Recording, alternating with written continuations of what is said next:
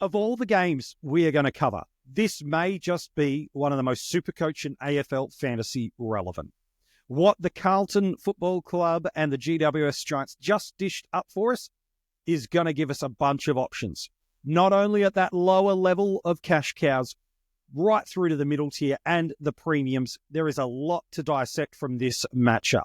We are going to be doing it for every single game throughout the Community Series, telling you the players that popped, those that did not, and what it means for your fantasy football sides, whether it be SuperCoach, Dream Team, AFL Fantasy Classic, or if you're drafting on the Keeper platform. A couple of guys that are missing in this game that are really pretty relevant for us in terms of structures. We don't want to get sucked into the fact of what a player did, but someone that's going to be there in round one plays and sits in that exact position. But probably four really big names that are important for us from a Carlton perspective through the midfield. No Sam Walsh, that's fairly important for us. Charlie Curnow, fairly important for us, although both are around the mark to play in round one. We'll get more information over the next couple of days with Carlton and what they're going to do. Then from a Giants perspective, Kieran Briggs. Yeah, got to talk about my man Kieran. And Jake Stringer. He's playing in the VFL warm-up games for what it's worth. Maybe we should start with the Giants. And probably one of the more interesting names that I want to talk about James Leake. I just want to talk about him right out of the gate. Look, decent time on ground here. We're talking about a guy that hits about 73%, 18 touches, so not too bad from him. But he's actually the Giants' leader for centre bounce attendance. This is actually really important for us because when you start looking at guys like Cornelio, who played in this game, he didn't get any opportunity through this spot. So this could actually be a really important spot for us because I know you might look at the fantasy points and SuperCoach points and go, mid to low 60s, MJ, there's nothing to like here. But the reality is he led the club in centre bounces in this matchup. That's got to give us some level of confidence that he's high on Adam Kingsley's radar of what they want to do because it was a pretty clear indication of what they wanted. It was Callaghan, it was Green, it was Kelly. And then they rotated the likes of Daniels, Rouston, Bedford, all these kind of guys through there. So to lead with that caliber of name beneath him, with the departure of Tom Green due to injury, I'm actually more keen than I think others might be in the community because the role is there. So him at a D8, absolutely an option. I think this now could work for us, or a utility spot if you'd want to use that. Sorry, the flex spot, rather, should I say, in SuperCoach and Dream Team. I think it's there. He may just be a bit ahead of Bo Allen. Now, we'll wait and see what that game dishes up, but I think we've now got another defensive rookie. The beautiful thing is this. We get to see what opening round dishes up for us first before we have to make that decision. So we get to see the role and we get to see what points movement we're going to get with the accelerated double price movement in AFL Fantasy at the conclusion of round one, let alone he's in that price cycle advance movement ahead of everybody else that doesn't play through opening round. So let's A, watch if he gets named. Let's B, see what he scores, and C, watch what that role is. But I think I might be a little bit more bullish than others. I actually love that he's got this role and the fact that he didn't score the points. I'm not actually too concerned just yet. I think there's nothing to worry yet. Let's talk about Kieran Briggs. Did not play in this game, was named to play, and then at the end it was like, nah, we're going to play a conservative approach. We're not going there. Yes, we are about to see him in opening round, and that will tell us a lot. I've actually been quite keen on Kieran, and the reason I have been keen on Kieran up until this point, tense is changing now, is I thought he gave us a couple of avenues to really help us with our ruck structure. He gave us ease of coverage through the harder to navigate early buy rounds. He gave us a look at what the top end rucks are going to do without getting too stuck in paying too much for it. And he's got a history of being a 100 guy, and he's not at that point. So I thought he gave us a nice little have your cake and eat it too approach. But between not playing in this game, yes, we get to see him opening round, but having the off-season surgery, it's really stacking up now to be really hard to pick Kieran. So to me, I've faded my interest for now. That could all change in a week's time. But right now, structurally, I'm going to go somewhere else. And that's as much about what Kieran has offered us in this match as it is also around what some others in this ruck line are doing that I've got some interest in. Finn Callaghan would probably higher up our classic selection spots if he did not have that early buy. He's actually at a really nice price point. He is the one that's going to benefit with the departure of Green because he now becomes the man through this midfield. I'd love it to be Bobo Josh Kelly, but it's not going to be. I thought he was really, really good in this game. But I think there's something that's here. Look, the ceiling, I think, is still a question mark, but he is still so young in his fantasy football development. But his ability to put on bulk points in a quarter is absolutely incredible. Got great running patterns, got great ball usage. And I think he is going to be a fantasy star of the future. And this year's probably the year it accelerates. The challenge is we've got a lot of guys in and around this price echo chamber that actually don't have early buys and that have done it before. Whereas Finn, it's a projection, whereas others, it's a proven, but they're at this price range due to some other factors. So do you like a guy that's got natural development on his side, or do you want to go with a guy that's getting an injury discount or a poor performance year has now been the reason he's there? I'd probably lean more to the former options rather than the latter. So Callaghan, I think he's going to be a player. I think you should still keep an eye on what he does in that first round, but you will lose him early in the season due to that early buy. So let's keep an eye and see what he does. I like him. I think he's going to be a player, but I'm not too sure exactly where it all sits. Connor Stone, not as much in the back line as I think people expected as a rookie for us to be through there. I think he's a player, but he did rotate and get moved a little bit across this game. So he wasn't just exclusively sitting in that defensive spot. That was the likes of Ash and Whitfield were there. He was playing defense, but then there were moments in games where he was sitting forward of the ball too. So I think with Connor Stone, what I like about him is he's been one of the few players we keep hearing getting talked up about the Giants out of preseason. They're one of the hardest clubs to extract names and interest about. But he's been talked about from players, captains, coaches, the works. I actually think he's still going to be perfectly fine for us. Like the scoring elements, I don't watch and care too much about in this game. But if what he did in this game score-wise is what he does next week in opening round, even with some volatility of magnet movement, unless he's going to cop a vest, which is always a concern, I think we could potentially go there. We are seeing our forward rookies get into interesting spaces. Outside of Davidson, I don't think anyone has rubber stamped their ticket into our team that's at that bottom end of cheap forwards. I think if he can pop that 50s or 60s every single week, I don't think there's much of a reason why we should be moving away from him.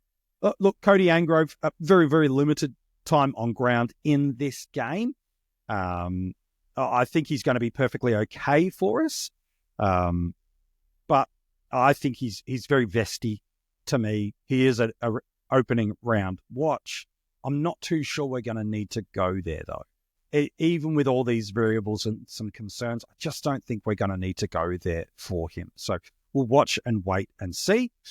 But to me, I think we might get better options. But again, let's just watch and see what lands our way. Let's talk about the Carlton Football Club. Tom de Koning, at the start of the week, people were scared off about what he was going to be. Then the injury news to Mark Pittonet just means this feels like a layup pick for us now. Take what you will out of this game in terms of his scoring with an absolute grain of salt. He was rucking against Lockie Keefe. Like, this is a second string ruckman and a relief ruckman, and this is being generous in my terminology too, by the way. He's no Kieran Briggs, he's no Nankervis, he's no any of the guys that Tom's going to face early in the season. So he could and should and did absolutely dominate them for 3/4 of this game. He's going to be a layup for us this year. I'm going to be really surprised to see coaches fade him now because he's got a great early run. He's got that option now of being a solo ruck. And I think the beauty is if the Pittonet edition comes, and it's a big if, you just deal with it when it lands your way. Is de Koning a year-long hold? I'm actually pretty adamant I don't think he is, but the value he offers at his price point, the fixture that sits there early, the lack of just tall options that Carlton have, to me, I'm just very, very confident to absolutely go there. So, yeah, the beauty of these weekends and week-long games of Community Series is you shouldn't be, drastically deleting your team out of I never had you in consideration, now I do. I never had you, now I do. It should always be, I'd heard that, now I've seen that, okay, I can change my thinking. Or it should be, I've been stubborn, I haven't been looking and seeing. They are different than, I'd never considered player X, in they come because they score well. That's the wrong way to approach the Community Series. But someone like a Koning, I think it might be being additionally stubborn to fade against him here. I think this might be one of the ones that we get locked in. There's probably already out of this week long of games, a handful, if not two, that we could already go, yeah, lock that in, lock that cash cow in, lock that mid-pricer in, lock that roll in. I'm going to get him, and I think TDK is another one of those. Sam Docherty, I know, is getting some love in the community early preseason, but unless he plays through this halfback spot consistently, I'm just not too sure I want a piece of it. Now, the challenge is, for Carlton, they keep having players go down with injuries. It looked like Mitch McGovern has done his hamstring. So what does that do to Docherty? I think that's something we'll need to watch. But to me, I think I've got, if I'm shopping in the mid-price range and I'm shopping in Carlton players, there are two players I like more than Docherty. So he's my third outlet Carlton mid-price mid. I know he's got the best pedigree of all of them historically, but we've got to go back to like 2014, 15, 16 to be able to get that sort of thing. I think Docherty's a really nice player, but I do think his positional volatility is going to be pretty high. Sometimes CBA. Wasn't a heap of CBAs in this game for Docherty. But to me, yeah, I just like other options a lot more than him. One of those options that I've increasingly liked more and more as the preseason's gone on is an Adam Cerra. Now, we added him in the 50 most relevant. It's a great episode about him. His scoring pedigree, when fit, is unbelievable. We're talking about a guy who can go on runs of 10 to 12 weeks, pushing that 120 barrier in SuperCoach and the 105-110 marker in AFL Fantasy. So he's got scoring pedigree about him. Now, we do need to factor in this game with all the players that play through the midfield. There is no Sam Walsh, and at time of recording, the club are optimistic that he's going to be back by round one against the Tigers, but we'll see how that unfolds. But the reality is, Cerra was playing through that midfield massively. I know the centre bounce numbers only tells you 48%, but he's only sat at 57% time on ground in this game. They're still very comfortable just managing his workload through this preseason. They did it in the practice match last week. But his scoring capacity, not just in this game, just historically when he's rolling through this midfield, when he's unhindered by his body, is absolutely elite. I've got two flags I want to raise for you about Cerra. One I've held very closely and has been a reason for hesitation for me to select him. The other, I think, is just flying under the radar. It's not a reason not to pick him, but it's just something to consider. His injury history is almost as bad as anyone when it comes to soft tissue injuries. And so it's a player like that you've got to choose your risk profile in and around. And there are some guys in the price range where Cerra is that might not have the scoring capacity of him, but don't have the injury worry they do. And if you're taking injury risk in other positional spots, you do have to be careful about how much you're loading your risk profile in your starting side. And so someone like Cerra is an inclusion of risk profile that you're adding to your side and does need to be factored when you're looking at your other 20-odd other options that you're selecting in your team. I've been a little bit apprehensive around Cerra, but you do have to look at the facts here, which are he has had an uninterrupted preseason. And a player with soft tissue history like he has, as well as doing the overseas trip to really rebuild strength in his body, change some of the ways he moves. Just watching this game, it's still Adam Cerra, but just the way he dynamically moves physically and twists and turns and runs, I do notice a little bit of a difference here. So he's clearly got some wisdom and some perspective about how to manage his body a little bit better. To me, I was always comfortable with picking Cerra, but there was some nervousness around it. Over the last few days, I've moved from, I like him, I think he's going to score well, I'm not sure I'll go there, probably to the other side, which is now, you've just got to look at the cold facts. Priced at an amazing value point, got an unbelievable early fixture, and has had a flawless preseason. The injury risk is as likely as if you start as if you trade, and I'd rather bank the points that I could get against that first match against Richmond. And should it go pear-shaped for me, c'est la vie, life goes on. So I think from that perspective, if you're cautious around Cerra, absolutely go for it. The only little flag I'll wave in the corner around this is now 2 weeks in a row. His time on ground has been managed, and I'm just expecting is too strong a word. With the matchup against Richmond, who politely should be relatively easy beats in 2025 as they're right at the start of a rebuild, it wouldn't shock me to see Cerra get subbed out of that game. And look, he probably might have scored 90 by then, playing 2/3 of a game, but it just wouldn't shock me if they're cautious with him. Now, whether or not it's just managing his preseason load and they're going to let him go, truly unload the club note. But that's the only little nagging little back of the head headache I have. It's not enough of a reason to turn me away from selecting him, but it is enough just to put it in the balance of probabilities and options that may come our way. Hey, there's last two blues that we probably should talk about. I'm fading Cripps here. I think he's good and he's fine, but I'm just not too sure that with the value at the middle pocket, the guys at the top end, Cripps is great, but I just think he's in a bit of start of season no man's land. So I'm not going to cover Cripps too much. The two guys I do want to talk about is Oliver Hollands and Lucas Camporeale. Let's talk about Ollie Hollands first. That halfback role is real. So let's just put that on the docket right now. That halfback role is real. That disposal efficiency at times scares me when he has the ball in hand, but the role is real. And in that role last year, we're talking about a guy who in a handful of games delivered us 90s. So if the role is real and the value is undeniable and the fixture is grand, to me, that's enough to be like, yeah, I'm falling into this selection with an Ollie Hollands. And I think coaches should be really considering it. If you're looking in that sort of 300,000 range in SuperCoach and that sort of 600-ish in fantasy, Ollie's got to be one of those guys that you go there. The role is there. His scoring, albeit limited data, is good. And Carlton are just falling like flies from an injury perspective. More be at key position, I'll grant you that.